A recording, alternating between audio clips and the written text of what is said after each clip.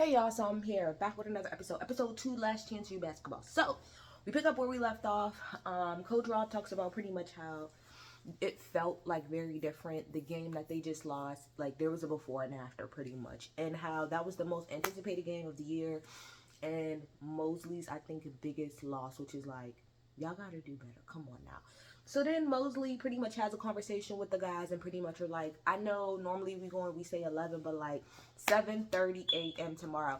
And my whole thing is y'all just messed it up for yourselves. Like y'all, if y'all would have lost, I don't think he would have been mad because he expected y'all. Honestly, he expected y'all to lose all three. So if y'all lost that last one, but at least by maybe like 5 or 10, it probably wouldn't have been as bad. But like y'all just completely gave up. So like that's y'all ass now, pretty much.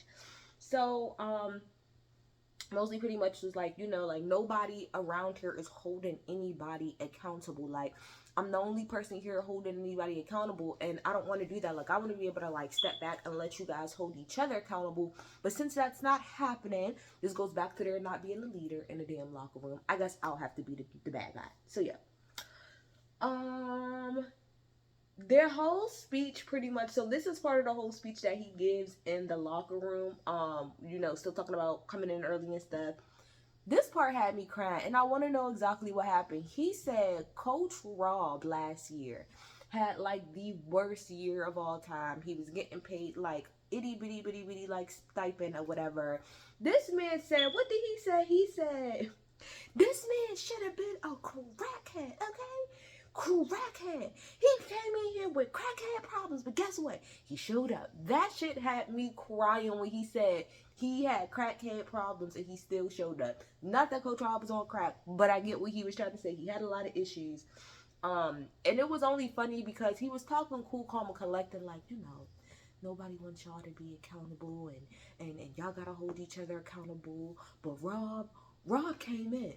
Rob came in. Rob that crackhead brother said he's okay. That's literally how it escalated. It was funny to me. But I get what he was saying.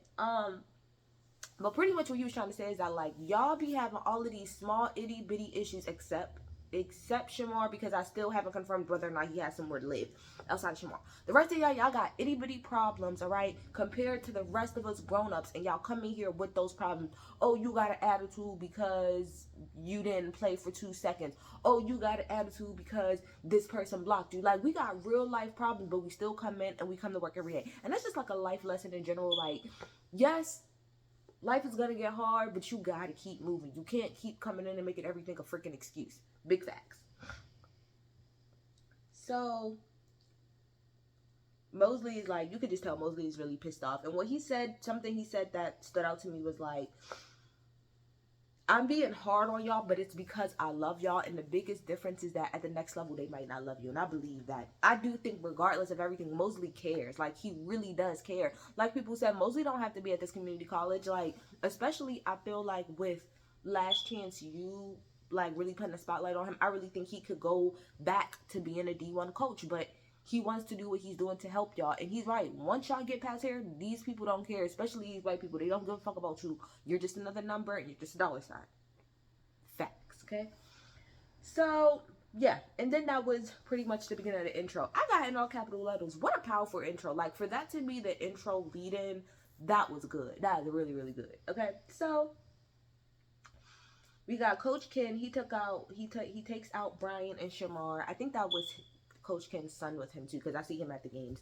And he took them out to get some food, and pretty much was just Bryan was just like, it could just be because I didn't get any sleep, and I know for a fact if I argue with my girl, I'm not gonna get any sleep, and so that's all that happens. And I just want to say this, like, I understand that's like y'all are young, y'all are like what, 19, 20, 21, like, I just want to say this. If you get with a girl and within the first 3 to 6 months, all y'all are doing are arguing, that's not gonna last.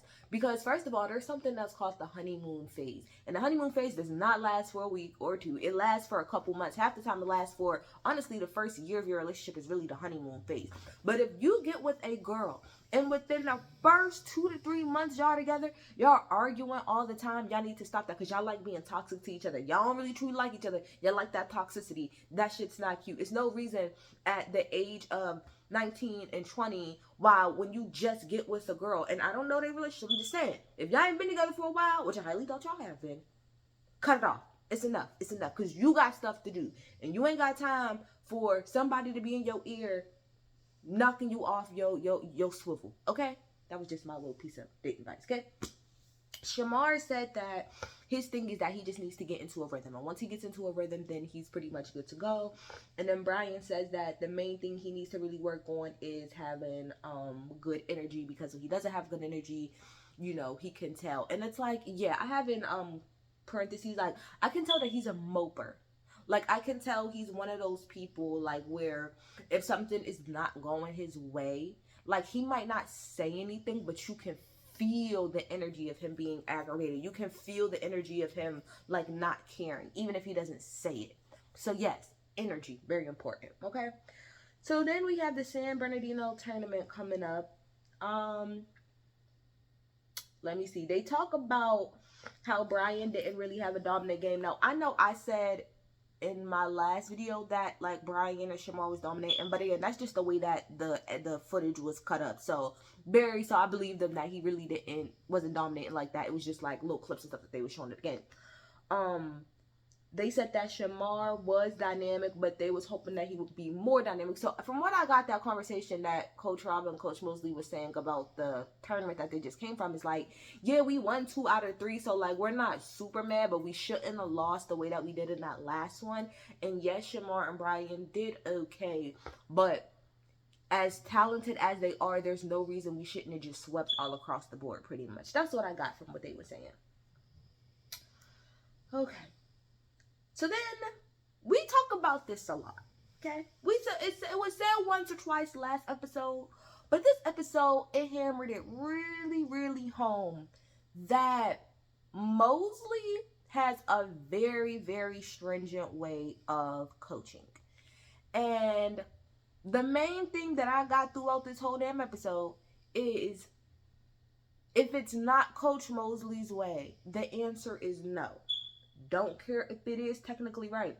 Don't care if the ball went into the basket. If it's not the way he did it. If you did it with a right, when Mosley said with the left, he don't give a F that it went in with the right. He actually would do with the left. So Coach Rod pretty much talks about how John, which is Mosley, Coach Mosley, has a very narrow way of playing, and how it's fast-paced, but it's very specific. So it's not even just like a fast offense motion, kind of like the other guy was saying, how it's like positionless basketball. It's like very fast, but it's very how he wants it. Now, before I go any further, and mind you, I don't know shit about football or anything like that, but this is what I'm thinking. I think that when you coach like that, partially it can be a little detrimental, because you're not willing to,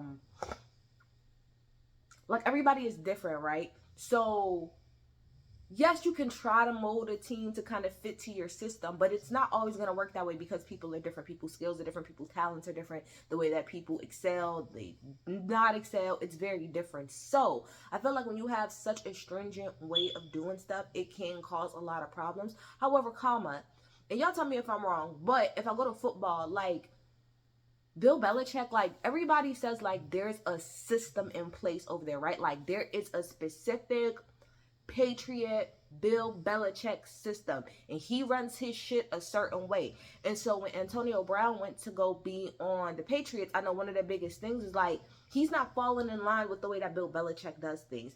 Now, I don't know exactly what those things are, and he'll never tell us, which is why he'll probably never ever do a Hard Knocks. But point of the matter is, he's like, what, the most winningest coach in NFL history. So it's like, it's stringent and it's a certain way, but if it gets results, does it matter? See, that's the kind of thing here that we're working with. So yeah, so that's that. So Coach Rob also says that the other frustration for Mosley is that there's, again, no returnees, and that the people that are there aren't retaining the information and the things that he wants the way that he's used to people like retaining things. It's like he pretty much has to, because they're not retaining it the way that they normally do, he's kind of like micromanaging the fuck out of every itty bitty detail. And that's why I think he's probably messing up a little bit. Like, nobody likes a micromanager, and you don't want to have to do that. And I know Mosley probably feels like you don't want to have to do it, but it's like, you motherfuckers are not getting it, so what else am I supposed to do? You gotta find a nice little medium in there. So then we like hear like some of the stuff that the kids are saying throughout the practice, and Bryan kind of says, you know, like, it has to be his way. Even if it's right, it has to be his way, but it's his house, so I'm gonna do it. And it just kind of shows how the boys are kind of like very tired and aggravated of Mosley, and just the like very stringent way it feels like that he coaches. Okay, is this the DC monologue situation? Okay, so then we get into DC. DC is Demetrius. Remember I told y'all, so I didn't know what the hell his nickname was, but it's DC. Okay, so we get on to DC, this whole little section. Okay, they're practicing, right? And so DC goes to the side and says, similar to what I was just saying, but he says under his breath, like, he don't care if you do it the right way, like, it doesn't matter, it has to be his freaking way. And so then Mosley, like, he's kind of talking, he's like, DC, like, shut up. And so DC is like, you ain't gotta tell me to shut up. And everybody was like, oh, come on, man, come on. He was like, no, don't tell me to shut up. Don't tell me to shut up. He was like, bro, you can go. So then he pretty much leaves. DC leaves to go pack up his stuff. And he's like, I guess we can try this another day. So he pretty much talks about how, in general, you know, he's upset, you know, that he doesn't get to play. And he feels like he does not know what Mosley wants. He just knows that Mosley wants it Mosley's way, and that's about it. So then they kind of try to give us, like, I guess a little bit of like personality into DC and just kind of how he is, and they show a lot of different clips of him pretty much talking about like all of the different like high places in his life. When I mean high places, I mean like he's gonna be a model, and he's gonna be in the NBA, and he's gonna have all of these endorsements. It's like how he just dreams very big. Nothing wrong with that. A little delusional, like somebody said last episode, but he has like really big dreams, really big aspirations. Like he wants to be like a star. At least that's what it gives me. It gives me he wants to be a star, like just a big star. And so, you know, we talk about how his dad went to the University of Michigan, and then I think he played for the Lakers for a little bit. So Rob was like, although he has, you know, a lot of these grandeur ideas, when we do put him on the floor, he does dive on the floor for the ball. He's not afraid to take a jump shot, and he plays really hard. So,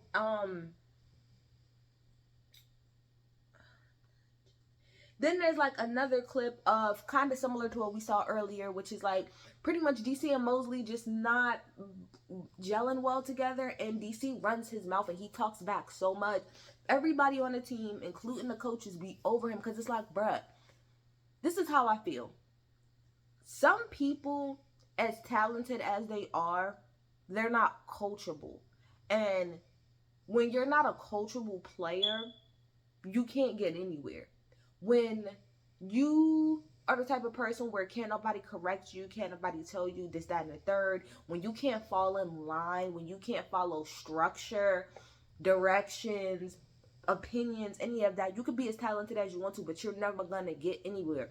And I do the whole thing about everybody pushing about Mosley's quote unquote system. This is how I feel about it. Like, yes, it might be a little bit stringent, but to be quite honest, I feel like anywhere that y'all go, not anywhere, but most places that y'all go, y'all have to come into a system that's already set up, and y'all gotta fit in, whether it's the way that y'all like it or not. If you don't like it, you might have to bounce around and so you can find a team that works for you and lines up with what you want.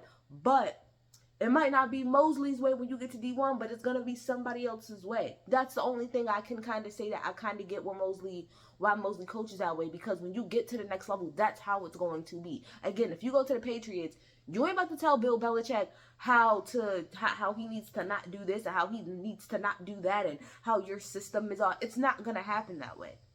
You got to go by their system and how they run it. So, yeah, so what else happened? So then DC ends up meeting with Mosley in his office. And so Mosley is like, so what can I do? Like, what can I do to pretty much, like, help you and stuff? And so, or like, what's the problem? And then DC was just like, I just don't know exactly what you want from me. Like, I'm trying to figure it out, but I don't have any idea.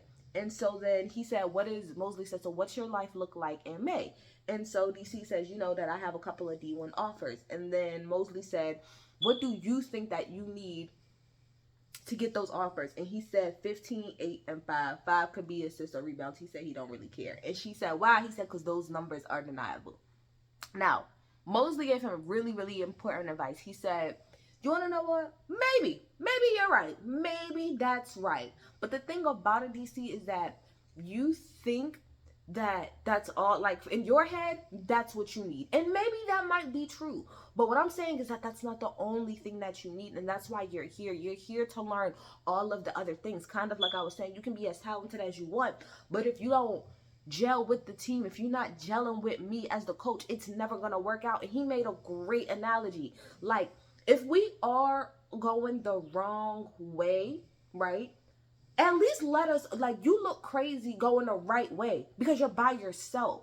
So if I'm doing it the wrong way, let me be wrong. But just let us all look good together going the wrong way. Because if we all going the wrong way and you go the opposite way, you're going to be the one that looks crazy, not us. That is great advice. Great advice, especially in a team sport. We have to rock together. We got to rock together.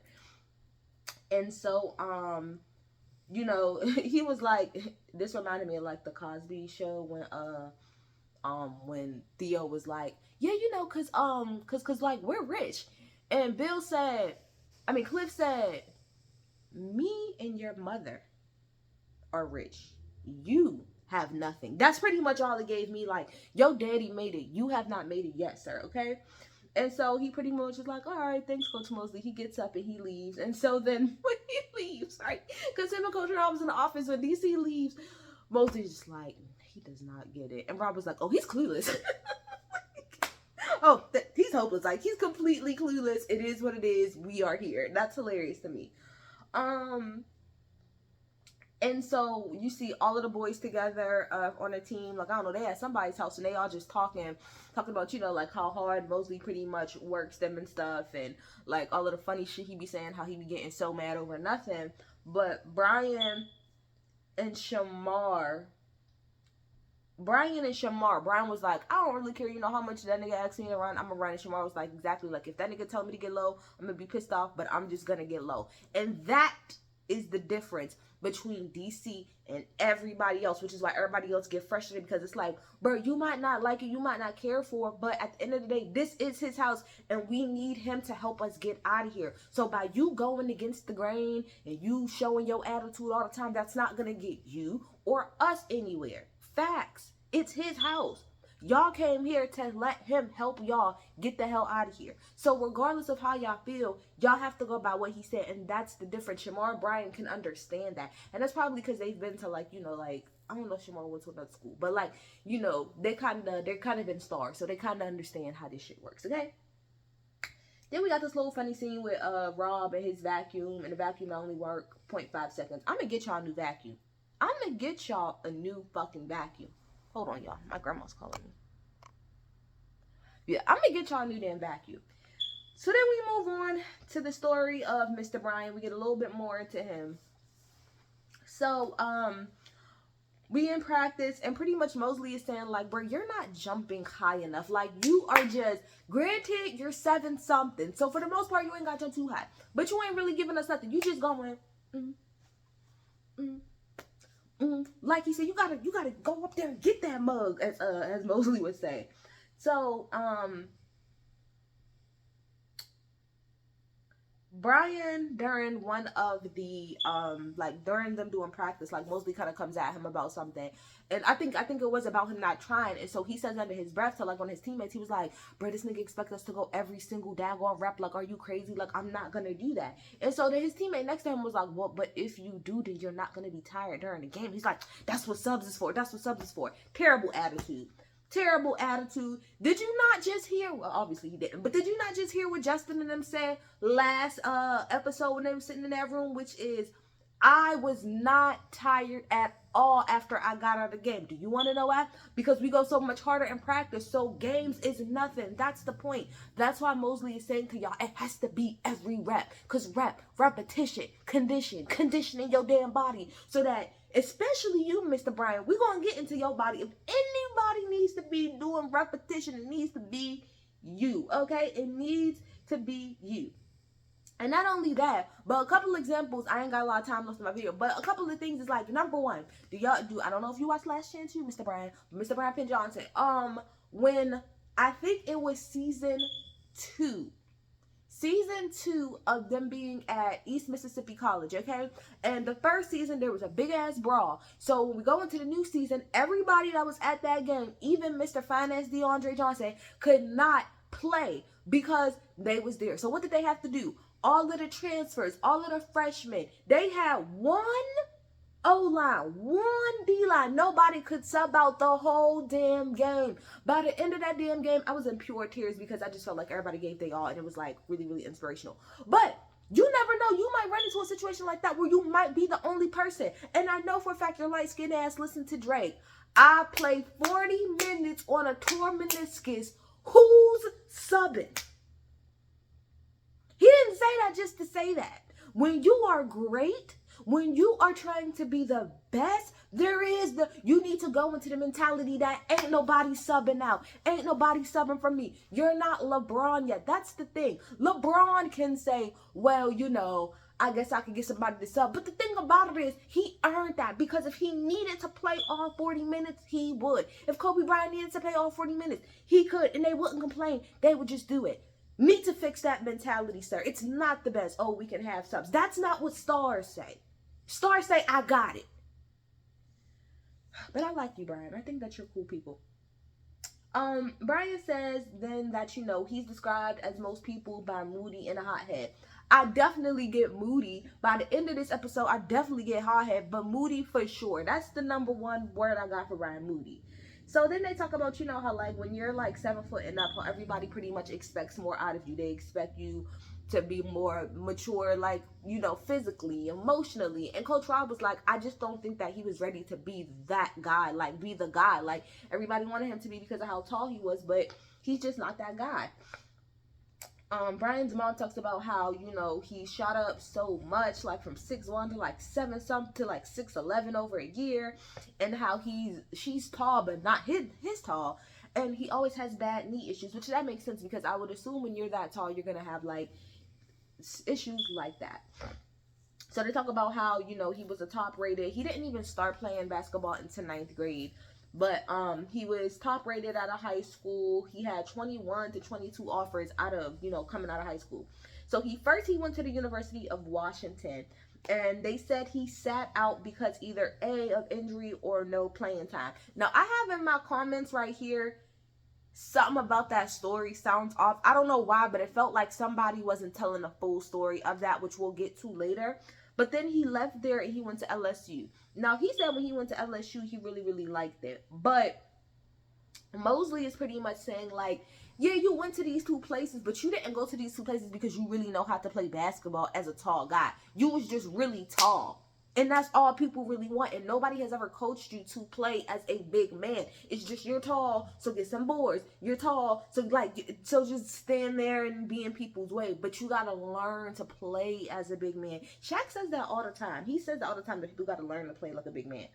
But again, remember he failed out. He left LSU I think after 2 months because he failed a math final. And then Bryan pretty much says the only thing with Mosley is that Mosley is like super loud, like he yells a lot, and it's just kind of a lot for him, but like he ain't gonna be the only coach. Most coaches yell like that.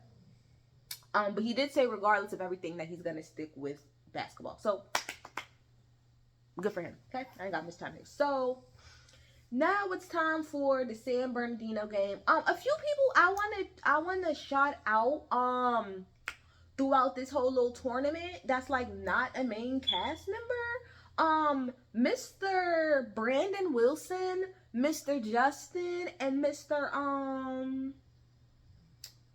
What's his name? Mr.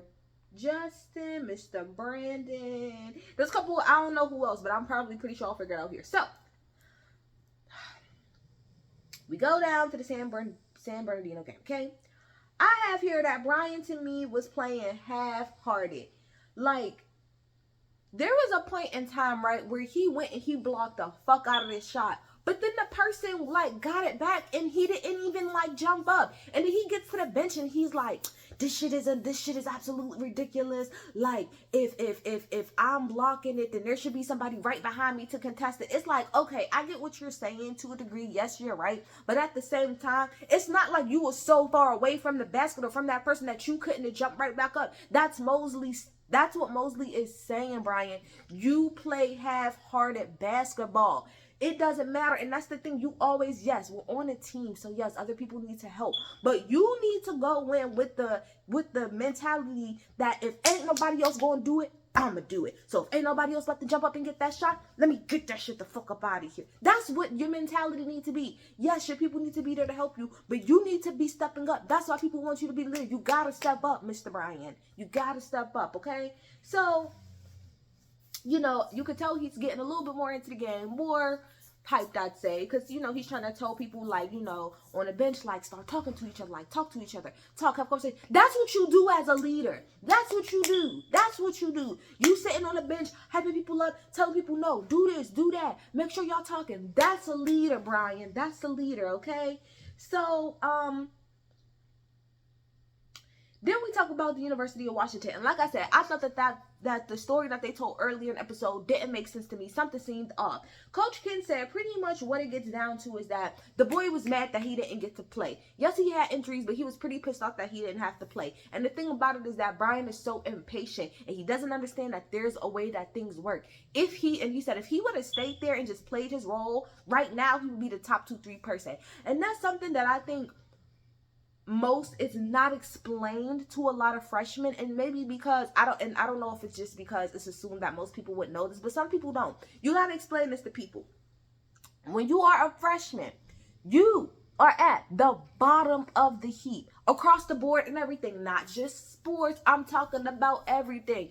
Hell, social clubs, the Black Student Union, bitch. Everything. You are on the bottom, okay? Because there are people who have been here longer than you, have more seniority than you. They put in more work than you did. You just got here. So yes, they could tell you all year, oh, you gonna come here, you gonna do this. But most people understand you gotta earn that, bruh. You don't come in fresh as a freshman and go into play. That doesn't happen for most people. Not saying it doesn't happen, but for most people, you gotta earn your spot there. So like he said, I'm pretty sure by the time he would have been like a sophomore, he definitely would have got more playing time. By the time you were a junior and you were a senior, you probably would have been starting. But you gotta be patient. Man, you kids gotta be patient. I understand, but you gotta be fucking patient.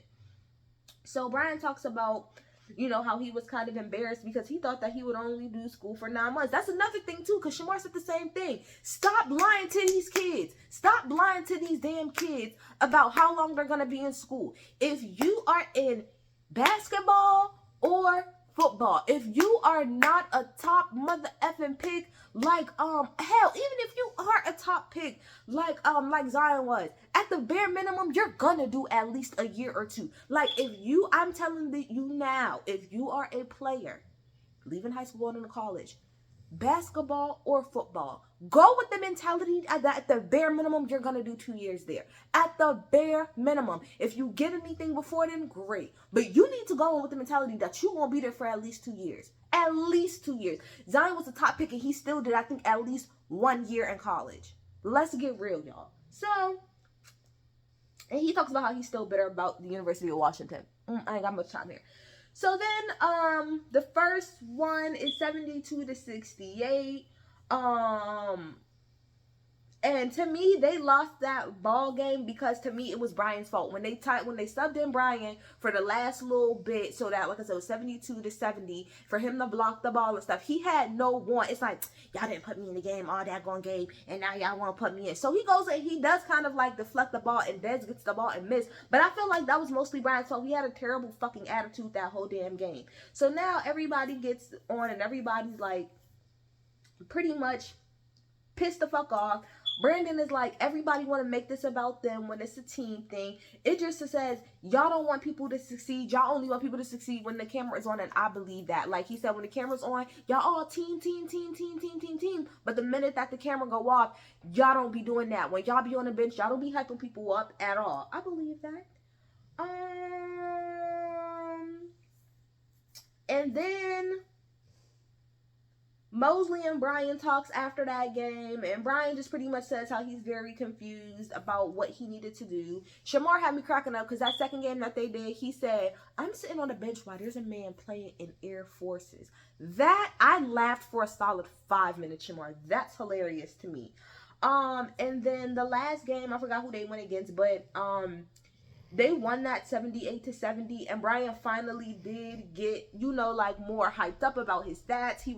The other team was trying to get them to fight, and he was like, don't do that, we whooping their ass. So like that second game, Bryan, you really came back to life, and that's what a leader looks like. That's what a leader looks like. Okay, who else do I got in here?